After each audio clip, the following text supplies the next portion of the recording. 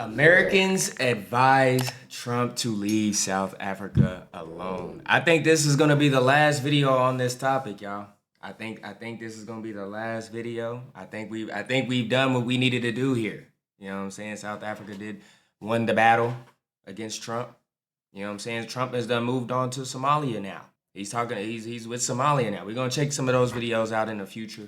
But right now, let's check this out, man. Y'all new here, smash the sub button, like the video. Y'all see it on the road to 100K. Let's get right into it. Genocide in South Africa. No, there's no sign of it. Never has been. In fact, whites are economically the strongest group. They benefited from democracy more than anybody else. 64% of all boardrooms in South Africa are still white. Unfortunately for the Americans, they've disrupted us very little.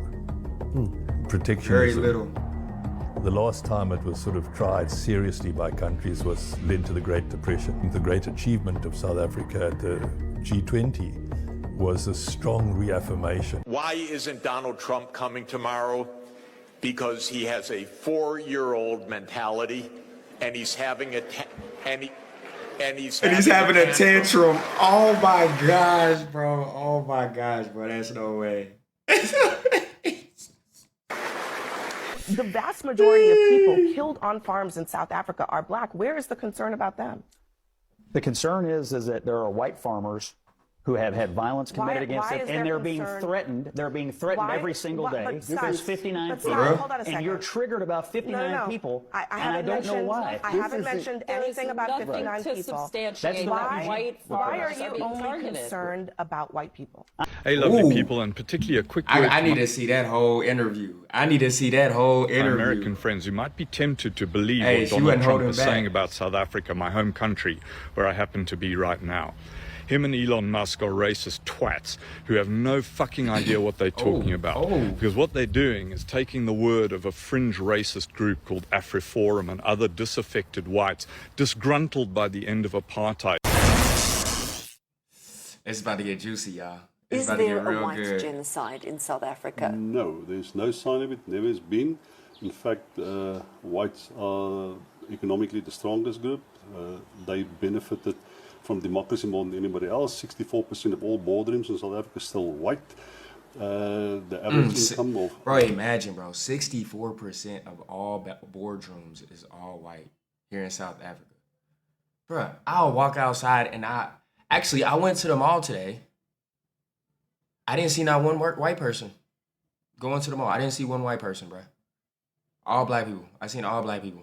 And imagine, what do you say, 60-some% of boardrooms is white. That's crazy. White South Africans are vastly higher than black South Africans. No. They have better schools, they have better education, they have private health care. This is the land of milk and honey if you're white. Milk and honey, baby. Has any land been expropriated in South Africa without compensation since the first all-race election in this country? I'm not aware of anyone. Not a single farm that I'm aware of was expropriated without compensation since 1994. So how do we interpret President Trump's executive order? It is possible that South Africa has offended the United States with his policy on the Palestinians, and it could... That's the key right there, y'all. That's the key right there. That's why we here. That's why we here, bro. That's why we here, bro. I'm telling you. That with his policy on Russia, the ambiguities of those policies, and his relationship with the Chinese, it could be and that too does play a role. But there was there was something very, very sensitive that was touched upon. And in South Africa, right-wing groups, so-called civil society groups, we know that they have access to the Trump administration because they claim that. And if you listen to what Trump has said, it corresponds exactly with the genocide narrative that they sell and that they market, and that whites are victims of the democratic system and the constitution of South African legislation. So there's an overlay, there's an immediate overlay, it's an unquestionable overlay between what Trump says and these right-wing groups have said. So I'm afraid I have to believe them when they say they have direct access to the Trump administration, and we see it in what Trump has been doing. Unfortunately for the Americans, they've disrupted us very little. Protectionism. The last time it was sort of tried seriously by countries was led to the Great Depression. The great achievement of South Africa at the G20 was a strong reaffirmation of multilateralism. So the majority of the world's big economies are committed to multilateralism. What's the worst that they could do from a trade perspective? Because he's looking for vengeance. Nothing. We can do more damage to them than they can do to us. If they block trade, a lot of that trade is coming from American investments in South Africa. They can't, if they want to block the platinum group metals, they're welcome to. That's something we can sell anywhere. America got quite a severe defeat in this whole G20 saga. Why isn't Donald Trump coming tomorrow? Because he has a 4-year-old. Hey, bro right here had time today. My guy right here had time today. He said he's acting like a 4-year-old and he's throwing tantrums. And he's having a he's having a tantrum. Look at the sign language first. He's having a tantrum. Watch it. What is the tantrum? That the rest of the world says, we don't want a king. As President Lula said, we don't need an emperor. He would come here as just one of 20 leaders. Can I be honest, y'all? Can I be honest? I would have loved to see Trump attend the G20. I'm kind of, now that all this is unfolding, I'm kind of upset that I did not get to see Trump at G20. I'm upset that I did not get to see the interaction between South Africa's president and the U.S. president, bro. And just that interaction with Trump with all the other world leaders as well. Like, that would have been a sight to see. You know what I'm saying? Because I'm always used to seeing Trump, like the main character, you feel me? And all of his things. He's always been the main character, right? So to see him at G20 with all these other main characters would have been something, bro. I think that would have been content, bro. I needed to see that, Trump. You were supposed to attend, bro. You were supposed to attend. Or 21. He doesn't want that. He's having a tantrum. So this rebalancing is happening. Who is this guy right here? He's having a particular tantrum, by the way, because the United States is in a deeply neurotic funk. You know what the cause of that neurosis is? China. Bro, I need to learn more about China, bro. I need to learn more about China because I've been seeing a lot of videos on China about, like, you know what I'm saying, their technology, you know what I'm saying, they in the future, this. Bro, we need to check out some China videos on the channel. Comment, I need to check those out, y'all. I need to check those out. Wonderful, brilliant civilization, 4,000 years old plus. It's been a unified state with brilliant statecraft for more than 2,000 years. Unlike Europe, in which every country of Europe fought every other country of Europe every year for 1,000 years. Ooh. Can you imagine Britain couldn't keep its hands off any place for more than a year or two at a time? It had to go beat up somebody. And the United States doesn't even take a year off. I don't know the truth yet. It could be an accident, but I don't think so. Today, a major refinery in Venezuela suddenly exploded. That seems a lot like the CIA to me. Hey. I don't guarantee it. We don't have any more news. But last week, President Trump said he had assigned the CIA to operations inside Venezuela, and a week later, suddenly Kaboom. The biggest refinery blows up. Nah, that's crazy, bro. It's like a movie. So fam. The United States can hardly go a week at a time without trying to kill somebody. And by the way, we learned every trick we know from the British, who did that for 200 years before that. So that's where the geopolitics comes in. What Adam Smith is saying in 1776 is we need to look forward to a future in which there is equal force, mutual respect, social justice. A man named James Watt working at the University of Glasgow, fittingly at a university, stuck a condenser on a steam engine that had been invented decades before, and suddenly the steam engine became incredibly efficient, low cost, and suddenly the industrial age was feasible because of that great invention of the steam engine. That happened, that commercial steam engine of James Watt, which is why we talk about megawatts today, because of Mr. Watt and the power that his steam engine brought. That came in 1776, and Britain was the first country to industrialize, and it really did beat up the rest of the world after that, because the industrialization, the power that came with that, the industrial military led to a worldwide imperialism that dominated the 19th and the first part of the 20th century. And at its apogee, the British Empire had 1/4 of all the people in the world under British imperial domination. So I think that so I was going to say, Europe destroyed itself in 2 civil wars, which we call World War I and World War II. And by the end of the Second World War, Europe was so broken. Look, y'all, all I gotta say is history repeats itself. U.S. is just repeating what you're like. How do you not learn from what happened?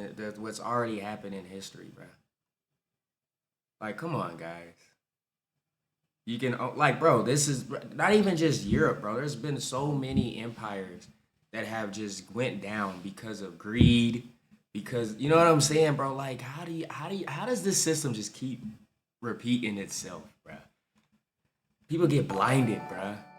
Just blinded by the light. Not, by the way, because it was inevitable had there not been the wars, but Britain was bankrupt at the end of 1945. U.S. is next, after bro. 2 world wars. And Europe. It's gonna be U.S., then probably China's gonna rule for a long time. Greed don't hurt them. Maybe somebody in Africa is gonna rule for a country in Africa. Maybe SA. You know what I'm saying? They'll rule, and then greed, and then they're gonna collapse, and then it's just gonna be a cycle of people collapsing, bro. It's gonna be a cycle. If somebody don't just like learn from the history of things, bro, like it's just gonna keep going. And y'all can't say it's not gonna happen, bro. It's been happening, bro. I know y'all know about the Mali Empire in Africa, bro. It happened in Africa already a long time ago. You feel me? Like, this is not something, bro. It's been happening over and over and over and over again. Had lost any claim whatsoever, not that it deserved it ever, but any claim that it was a civilizing mission or anything else. Not only was it a completely reckless and cruel incivility of the imperial age, but they couldn't even within Europe behave with any decency and slaughtered tens of millions of people. So at the end of World War II, imperialism wasn't quite over, though. Europe lost its colonies step by step. Sometimes there were wars of decolonization in Africa. Sometimes it went more quickly. It's like real life, bruh. It's literally like, I mean, it is real life, but it's like anybody in the world. You know what I'm saying? You can have it all, fam. You can have it all. But as soon as you get greedy, I'm talking individual person now. I'm not talking about whole countries and empires, bro. This trickles down to even individual people, bruh. Once you get greedy and have it all, nigga, you F up, you do something, everything's gone. Nigga, first the car, then the house, then first the girl. You know what I'm saying? Because now you ain't got no money. Your wife is gone. She's leaving you, my guy. Then your car's gone. Or it might be the car first and then your wife. Or I don't know. Those is interchangeable. Those are the first things that'll probably go. The money, the cars, the clothes, the women, the house, everything. Now you're on the street, fam. You had it all. You went from up here, now you're down here. It's the same thing. Trickles all the way to the top where it's countries and bro, it happens, bro. we're just people. I don't know, man. We don't learn from historical things, bro. We're blinded. We are blinded by greed. And somewhat peacefully, it all depended. But there was one more empire that was going to stand, and that was the United States empire. Because the U.S. became a world empire. And not only a world empire in 1945, and again, having learned the tricks of the trade. Bro, and the U.S. was working, bro. Bro, I watched some history video, like I watched some videos like not too long ago, bro. We was working, bro. You know what I'm saying? Even the women was in factories working, bro. Like we was working. You know what I'm saying? Innovative, bro. The economy was booming. You know what I'm saying? Babies was popping out. You feel me? The U.S. was getting richer and richer and richer, bro. The U.S. was booming, fam. Oh, not this one, y'all. My fault. From Britain, it was a world empire that aspired to dominate the world. And the policy of the United States was there should be no rival. So this was not quite possible because one major power, the Soviet Union itself, did not want to be dominated by the United States. And rather than making peace between the U.S. and the Soviet Union, which were allies in World War II, remember that they were allies. The U.S. and Britain said, we're enemies of our ally, the one that had actually broken the back of Hitler's army, because the Soviet people lost 27 million in World War II. They bore the brunt of World War II. They defeated Hitler, but the U.S. and Britain did not know how to make peace. They said the Soviet Union's the new enemy, and a Cold War emerged. And I put a lot of the responsibility on the U.S. side for this. Somebody tell the president of South Africa to shut the talking about bully. I know motherfucking Trump cut off your... Bro, hold on. Wait a minute, my guy. You came in too hot because we just went through a whole historical speech just now. This nigga just came out of nowhere, cussing, yelling, chill. Wait a minute. I wasn't prepared for you, my guy. For a minute, I thought we was doing a mukbang, a food review on KFC. I don't know if I'm hungry. I just felt like we was about to eat something. I don't know why. Bully. I know motherfucking Trump cut off your assistant because you all can't get y'all motherfucking shit together. People starving. You can't keep the goddamn lights on. People living in poverty. It's poor. People need gas. People need food. And you worried about Donald Trump had enough assistants? No, motherfucker, you mad because Donald Trump cut off your assistant. Yeah, you looking a little bit too hefty. What the fuck you been eating with that USA assistant? What the fuck is it with the leaders of these countries acting like they are entitled to our tax dollars? Not only have they been getting paid decades, there's no fucking improvement. It's like they just been handed free money over and over and over again. It's like the money ain't even going to their people. The money is going to them in their mansions, in their cars, in their suits. And their own people are fucking starving. Hey, y'all, is he wrong? Let me listen to him. Let me hear him out. We finally get a president that stands up for America and say, we ain't giving you no more money. I will say, Trump is for the U.S., bro. Regardless of anything, I will say, I don't know if y'all heard about the Somalians in the U.S., bro. I think I recently, did I make a video about the Somalians? Bro. I recently made a video about the Somalians. I forgot. I make so much content these days. Look, Trump, go back and watch the video. We got to focus on this right now, but go back and watch that video, bro. Oh, Donald Trump's the problem. Be the problem. Oh, fuck America. If we won't give you no more goddamn money, how about you use your fucking resources and build up? Motherfucking Africa is bigger than goddamn you. Africa is 3 times the size of USA. I better link the fuck up like Wu-Tang. You better link the shit happen. The audacity of him to get on stage talking about we would not be. First off, who is we? You are the bully to your people. You're saying it's not true that some white farmers have been murdered? No, it's not true that there is a genocide against white farmers. Okay, whatever you call it, have white farmers been murdered? Actually, how many have violence been committed against white farmers? This is what I wanted to see. Hold on a second. How many white farmers have been murdered in I don't know. South Several. Africa? I mean, they asked. No. How many? I don't know. Several. I know why you don't know. Because those numbers don't exist broken down by race. I mean, I know this. I wouldn't trust the South African government to tell me. I know that. How many black farmers have been murdered in South Africa? Look, you guys are so triggered over 59 people. No, I'm not. After we left, 20 million people in the country. I don't know why you're so triggered. Haven't even brought up the people, the white people that Trump picked out because they were white and told them they could come to the country. How much racial killing are you going to condone? There are 19,000 murders in South Africa. 36 were on farms. 7 of the farmers were victims. Okay, this is according to the South African police. And you think the South African government is a credible source? The other 29, hold on a second, the 29 victims who were included in the farm killings were farm employees who tend to be black. So the vast majority of people killed on farms in South Africa are black. Where is the concern about them? The concern is that there are white farmers who have had violence committed against them, and they're being threatened. They're being threatened every single day. There's 59 people, and you're triggered about 59 people, and I don't know why. I haven't mentioned anything about 59 people. She ain't even mentioned that about 59 people, though. That's why are you only concerned about white people? I'm only concerned about this story because these 59 people asked for status. They're getting status, and now everybody's freaking out about it. They didn't ask for anything. Hey, lovely people. Bruh, I gotta see the full thing, bruh. My guy was tripping over his words. He didn't know it. I just wish he would have said, because I'm white. That's why I care about white people, because I'm white. Why didn't you just say that, my guy? Just be honest.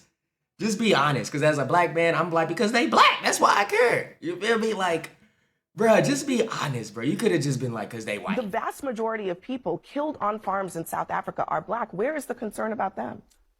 The concern is that there are white. Bro, he doesn't even know. You know when somebody doesn't know, they repeat. They rephrase what you said. The concern is, and now he's thinking, what is the concern? We're farm employees who tend to be black. So the vast majority of people killed on farms in South Africa are black. Where is the concern about them? The concern is that there are white farmers who have had violence committed against them, and they're being threatened. They're being threatened every single day. There's 59 people, and you're triggered about 59 people, and I don't know why. I haven't mentioned anything about 59 people. Why are you only concerned about white people? I'm only concerned about this story because these 59 people asked for status, they're getting status, and now everybody's freaking out about it. They didn't ask for anything. Hey, lovely people, and particularly a quick word to my American friends who might be tempted to believe what Donald Trump is saying about South Africa, my home country, where I happen to be right now.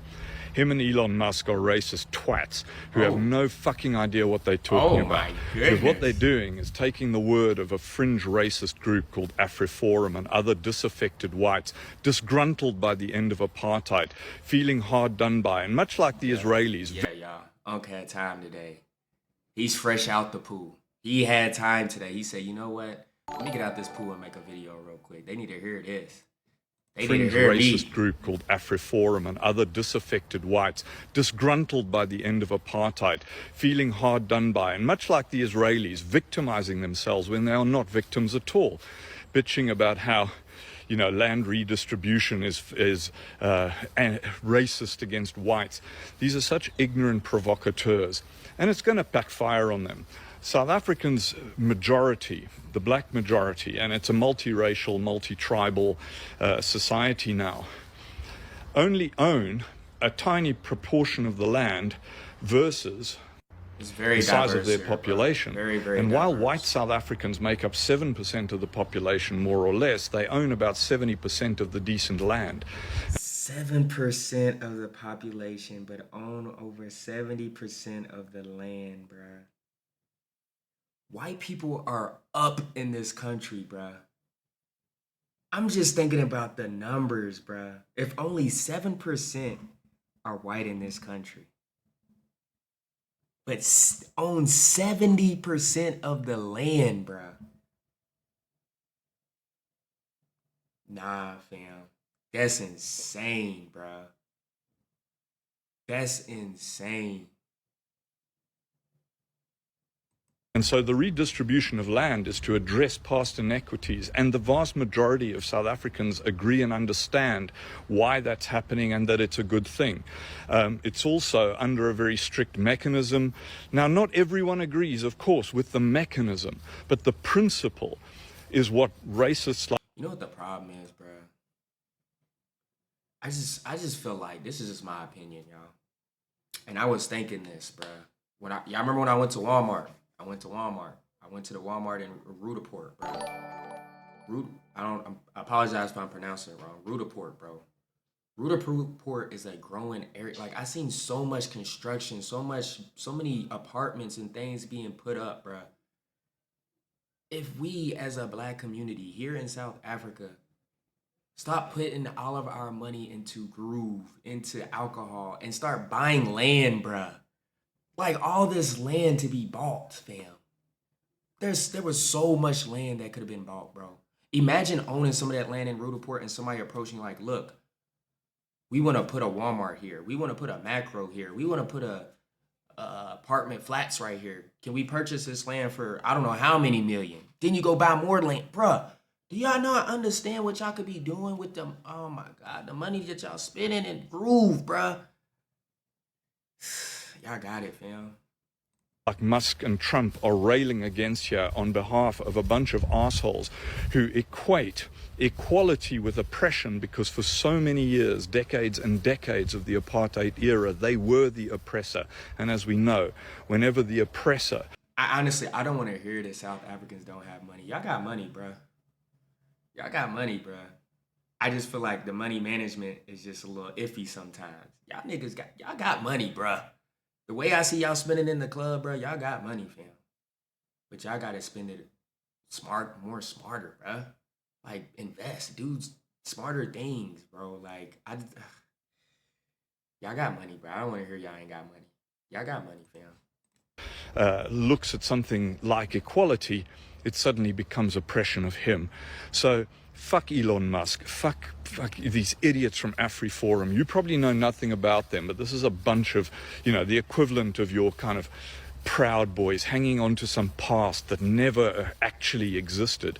And a past in which the vast majority of people in this country were oppressed, suppressed, and treated much like, fortunately not quite as badly as the Israelis treat the Palestinians. So this whole railing against South Africa, I'm going to add one more point. South Africans, on the whole, all of us, white, black, Indian, colored, which is not a term, is a specific term for those of you who might get offended by that, a specific racial group. We are very, very resilient people. As a country, we have gone through a great deal, both in terms of the early part and then the transition from the apartheid era to genuine multicultural democracy. And whatever Trump throws at us, we can handle. We can handle it because we've been through far, far worse in our history. And my hope is that South Africans all turn around with one voice and tell Trump to fuck off with his sanctions and his fucking withdrawal of aid and his tariffs and all of this stuff. Because we can live through it. What I'm not sure about is whether Americans can. Because for the most part, all the stuff that Vivek Ramaswamy said recently about Americans being soft, not prepared to put in the hard graft, and all this stuff, I tell you, for the experience of most foreigners is true. And it's not true of every American I know. Some of them are the most hardworking, wonderful people in the world. But as a general principle, South Africans are far more resilient and able to withstand this kind of bullshit authoritarian pressure than any American population. So, to my fellow South Africans... Hey, I'm just trying to come to the crib, bro. I hear what you're saying. I hear you out, my guy. But you look like your pool look like it's at least 30 feet, my guy. Your crib looking nice. You know the crib is nice when I can't even tell if you indoors or outdoors. That's how you know the crib is nice. Everything is open. So I know the driveway is probably like 2 miles down the hill. You feel me? I know, and 2 miles down the hill, I know there's a gate and a code to get in to your private estate. Your own place. I can tell by how everything is formatted right now. Nigga, you turn right, I guarantee you right in your living room. Don't even have to walk through the door. Yeah, this guy Africans, right here. let's stick this out.